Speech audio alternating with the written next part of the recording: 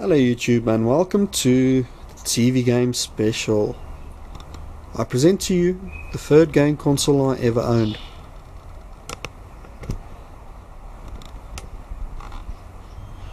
The family game, or as most of the others were called, Golden China. And no, I'm not lying, that's actually what they were called back in the day, Golden China. So bear with me while I take you through a whole ride through of nostalgia. Today I'm going to be talking about the TV game, and in South Africa if anyone talks about TV games, it's Famiclones. To the rest of the world that's probably not that interesting. Famiclones you get everywhere and they're quite terrible, but I'm going to be talking about those because there's some misconceptions, especially from overseas. So first things first, I was about, at the time, 6 or 7 years old. I just started with school, and one Christmas I woke up and my father called me and we started opening up our presents, and I opened up the first one and I saw one of these. Now I had a computer back then, I knew what a computer was, I played my computer permanently. And I looked at my father and I said, "What's this? It doesn't work on computer. I'm not going to be able to play it." He said, "Oh, okay, go look in your room." So I stood up and I ran to my room, and there, plugged into my TV, was one of these. A black Golden China TV game. Now I knew what this was. My nieces and nephews had them at the time. And to me, that this was awesome. I played it whenever we visited for hours on end, and of course my father and them saw it. We didn't have much money, he probably saved up an entire year to get me this Famiclone. And I plug it in, I put this 32 in one, or I had a 30 in one cartridge, and I stuck it in there, and that whole Christmas I was just in front of that TV playing Mario Brothers. Those were the days. Unfortunately, a few years later, lightning struck. Everything in the house almost got destroyed. The TV games. Luckily, we had insurance, and the insurance gave me my second console I ever owned, which was a Sega Mega Drive. Games for that, they were very expensive at the time. I had one game, okay, and that's Sonic 2. I liked the system, I played death out of Sonic 2. We rented one or two more games, still expensive, didn't do too many. Then I started telling my father, "Listen, I've still got my 13-1 cartridge, I really want to play this." And I nagged him and I nagged him and I nagged him. It's just one of those things. And for my birthday, this is now several years later, I think this was 96 or 97, he finally bought me my third game console I ever owned. This one here. This is a 96 or 97 Famiclone. It's one of the ones where they started integrating all of the ICs onto a single chip. So it's a Nintendo on a chip, but it's before the blob sort of effect. It's before these rubbish China nastiness that I would not recommend anyone pick up today, even if it costs you $10, $100, it's not worth it. Nonetheless, I digress. So I finally had this back, I put in my TV games, and I could loan TV games from my friends, because everyone had a TV game system, and it was one of those things, and we played that, and that was very nice back in the day. And I loaned this to my sister 2 years ago, or 3 years ago. Same sort of story. She's like, me and my boyfriend were feeling nostalgic. My boyfriend has a whole box full of these games, and we just want to play some TV games. And I'm like, "Okay, I'll loan it to you." Yeah, so my sister moved out several times after, and it disappeared. And it's gone. I asked her for it. She said, "No, you never loaned it to me." That sort of effect. And I was devastated. I then started looking, and I eventually just settled on buying an original Famicom from Japan, and modding that. And it's a lovely system, I love it, but it's not my TV games. That they don't play the same. that displayed the games at 50 Hz, slightly slower than a Famicom. So it doesn't feel right. It sounds silly. The other one's much better, but it just doesn't feel the same to me. So I keep on hunting, and eventually, now a few weeks ago, 2 weeks ago, my sister moved the house. I moved the house, and my father's stuff is in there. She used to stay in that house. We started unpacking the boxes, and lo and behold, inside one of the boxes, my TV games, all covered in dust, all covered in rubbish. I never had it this dirty. And I thought, great, let's go through the other boxes, maybe I can find my 13-1 cartridge. No, it's not in that house at all. We went through everything. Turns out, most likely what I think happened is the boyfriend misplaced it, put it into his box of games, and they split it up. I'm never going to see him again. I need to track down that 13-1 cartridge again. It's going to be difficult. So, que sera, sera. So today what I thought I'll do is I'll do a Famicom special. I'll compare the different Famicoms. I'll look at these China things that it makes you feel dirty just touching this plastic. And I'll look at the old ones and just compare the two and make a video about it, and see if it's share it. See if it's still the same and share it with the world. I've done several other segments. I'm doing this in parts. I'm actually doing this part a bit later, so things might be a bit weird, might be shot outside versus inside, that sort of effect. But hey, artistic vision and all that merit that's going in here. So I hope you guys enjoy the special. And not all Famicoms are created equal. My Famiclone I got in the mid to late 90s, I think it was 96, 97, and what I've got here is I've got my system versus one of these China ones that I bought a couple of days ago for 100 Rand, and we're going to look at the differences quickly. The first thing you'll notice is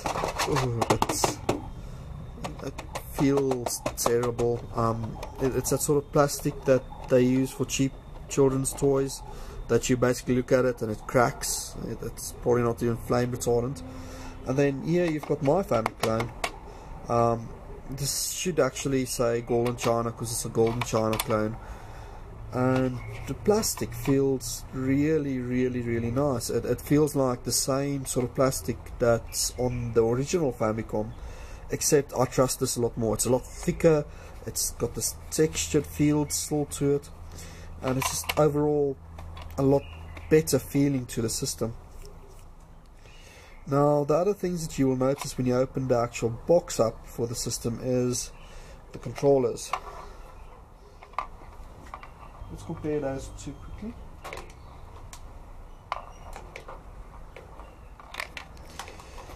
Here's the one that came with mine, here's the one that came with this China thing. It's made of the same silly plastic that the Golden China's made of this, whatever that says, and it doesn't feel, it feels spongy and just honestly nasty. It has this thin little cord on it that I wouldn't trust to, no, I just wouldn't trust that to do anything.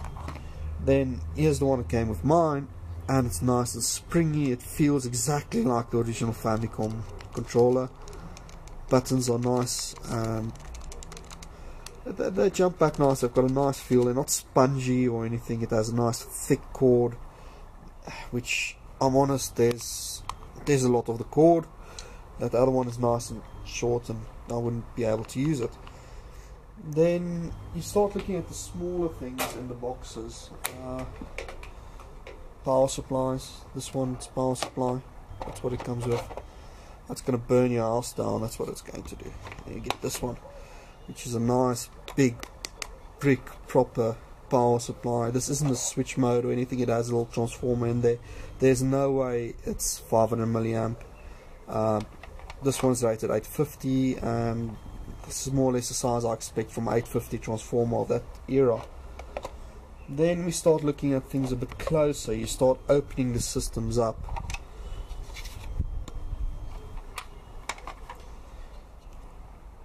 Now this, like I said, is a mid to late clone, so it's the first of the system on chips. There's the Famicom system on a chip, and you'll notice that it has a lot of pins going around, and I've actually desoldered this a long time ago, so I took it out, and it has a big proper chip on it. It's not a glob chip, it actually does have a proper chip on there.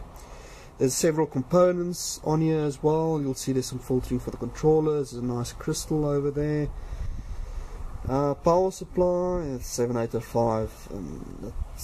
I don't trust that as far as I can throw it. There's an RF modulator. It's nice and canned.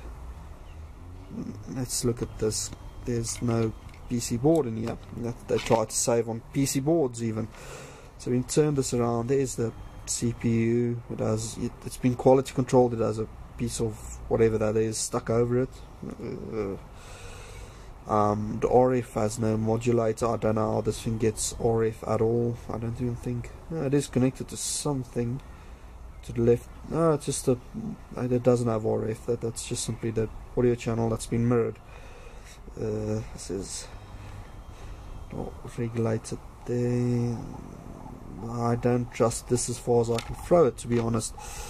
There's no way that regulator is going to do justice. No, it's not. Is it even a regulator? No, it's not a regulator. How did I? This expects 5.1 volts. Let's see, 9 volts. Okay. So it gets 9 volts in. It doesn't step it down. It does something with it, and no, that's gonna burn your house down. I wouldn't switch that on. If you actually get one of the older Famicoms, the very early 90s, you'll notice that it has all of the chips the original Famicom has. They just cloned them, took the serial numbers off and everything else. They work well. It does what it's supposed to, and it does it properly. And like this one is the start of the one-chip solution. Sound starts to get a bit iffy, and they're not generally not as good. But I'll show you in gameplay a bit later. So just remember, not all Famiclones are created equal. It's still possible as a right. So join me a bit later when I test the games. Okay, let's have a look at the games that you used to get originally. As you can see, 2 original Famicom games here. They did change throughout the Famicom's life, slightly different colors. But the box is nice and smooth around the edges. It has that sort of thing going for it. There's a cartridge inside. It's about that size. They're quite nice. And then the South African clones, the first ones, you used to get these. Now my 32 or 50 in one used to be one of these. Slightly different. Didn't have all of those games on. But that's what you expected. The box is nice quality. They changed it. It has this texture sort of feel to it. They removed all of the Nintendo logos. Not too bad. Then later on in the 90s and early 2000s, Verimark company in South Africa started distributing these. This one actually has Contra on it. That's why I keep it. Slightly cheaper box. No texture. That's okay, I guess. And yeah, then you get to today's Famiclones. It's made of some form of material that just snaps if you touch it. It has a blob of some sort. These are terrible. Don't put that in your Famicom or even Famiclone. The interesting thing is, these work on my Famicom, my original system. These work 100%. I could play these. That, it's just like, nope, ain't gonna load that. It's no wonder. Hugh. Just look at this. You just touch this. It's like,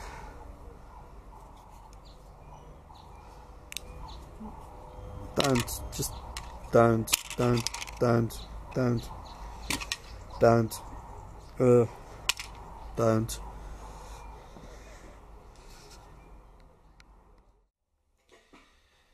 Right, let's see how this thing performs. First thing, I just want to get the focus right quickly. I'm just going to decrease the focus slightly to about there to get rid of that mesh screen effect.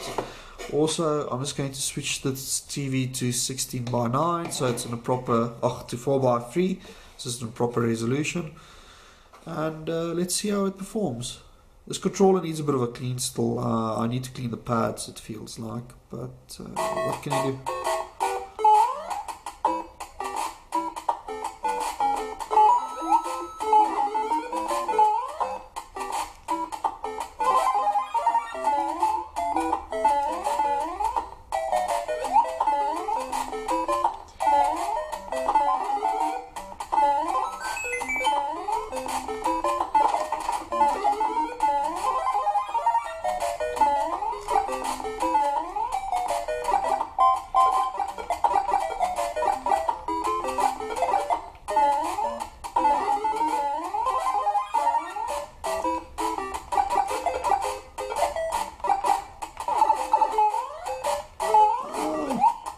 That's what happens if you look at the viewfinder, not on the TV.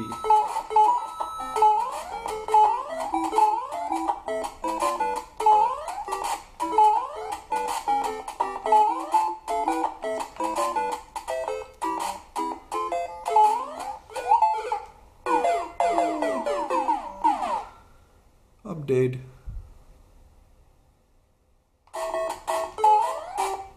But there you have it. It's not too bad. Little bits of ghosting here and there. I'm playing this on LCD, so don't expect it to be perfect.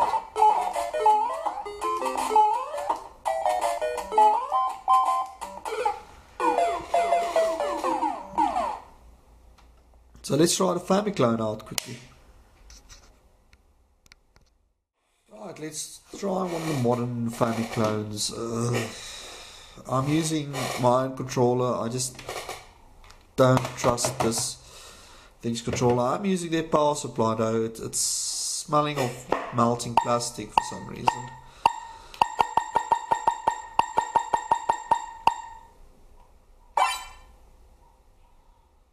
Okay, first thing you'll notice, no Mario logos.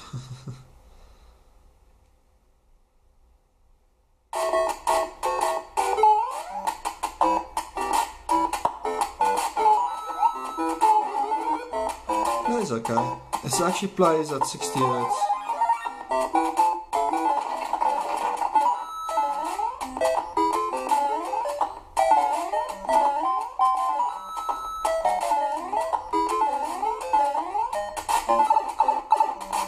No? There you go.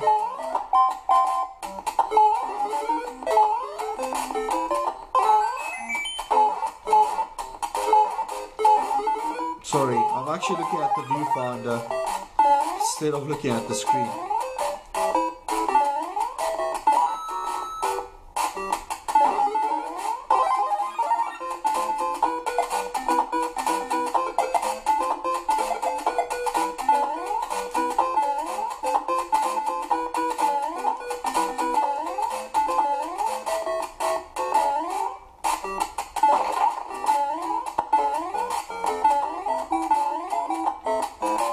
Now you'll notice that it's considerably louder and not as good quality the sound.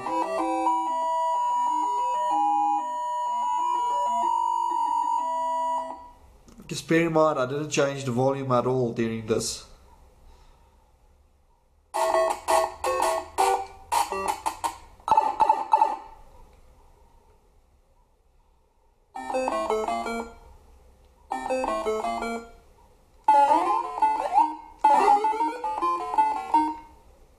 Stop this now.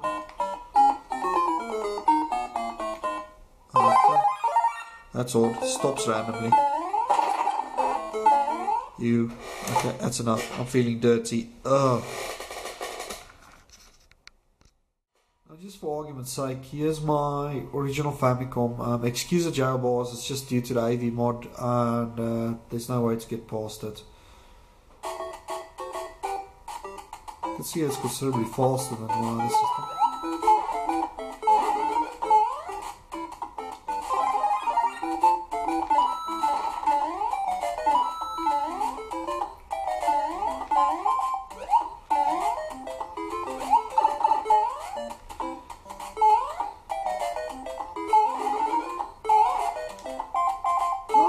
lost it.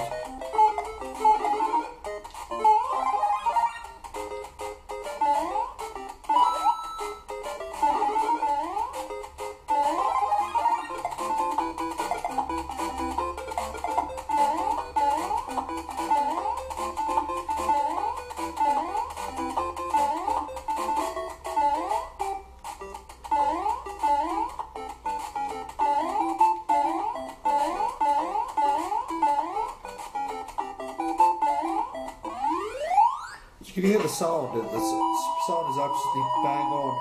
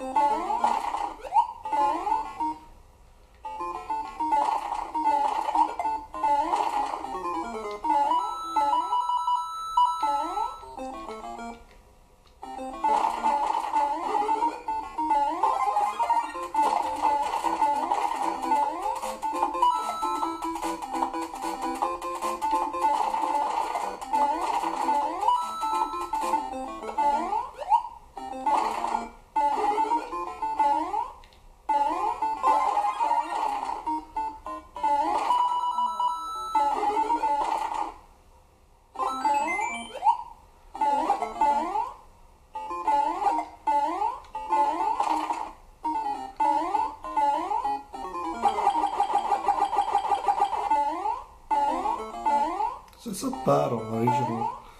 Sounds a lot better.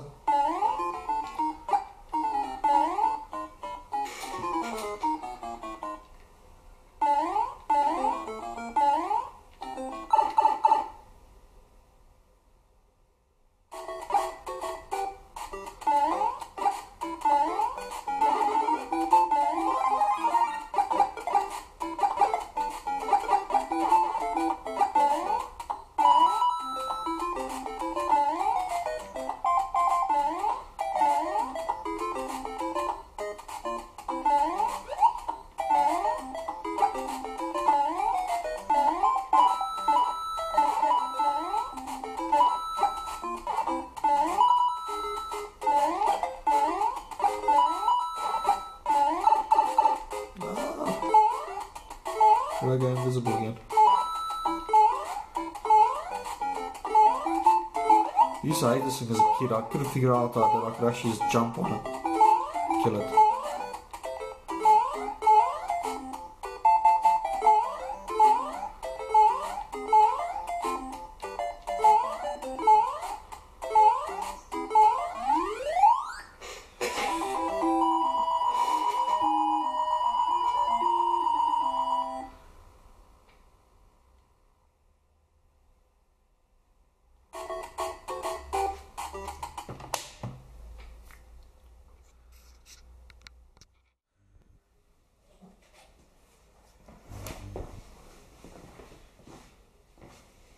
There you have it.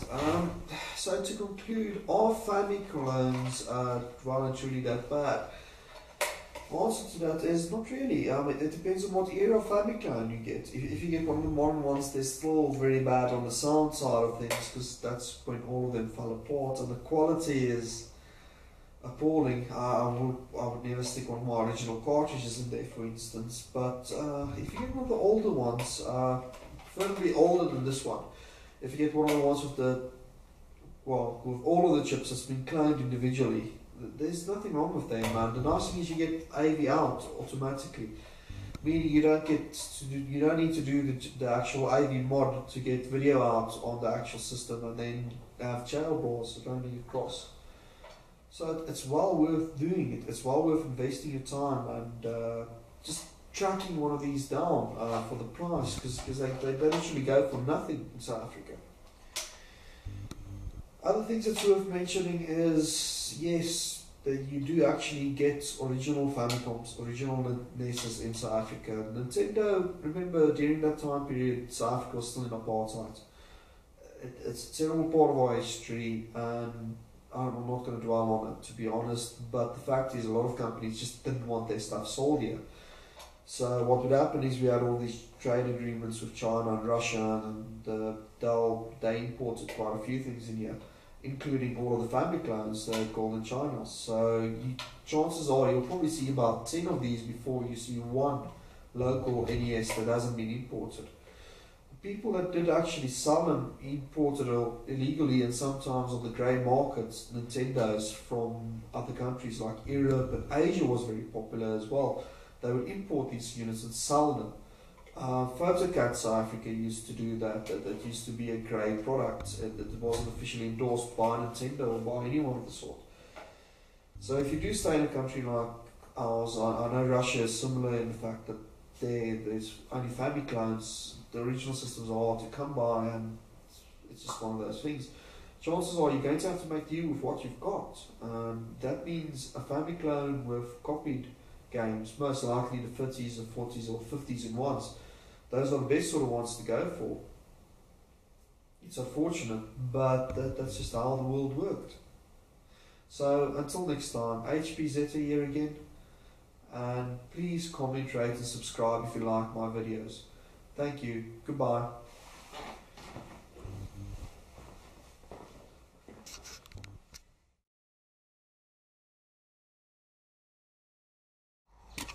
Don't.